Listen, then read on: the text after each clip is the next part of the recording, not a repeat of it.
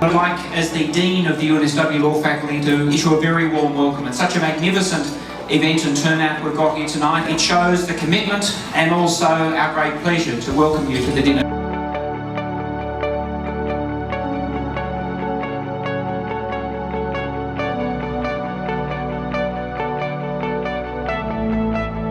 This dinner tonight is named in honour of an amazing young woman, somebody who knew the value of education.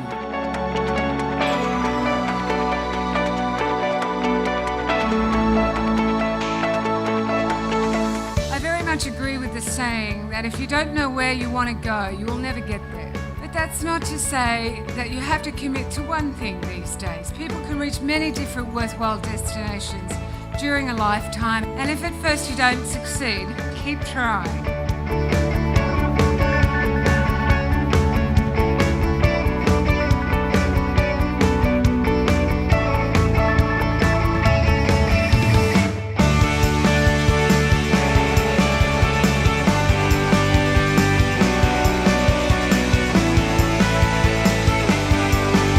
Tram would be delighted that this scholarship in her name is being used to support young people to have the opportunities she did not and to become advocates for justice and for a better and fairer world.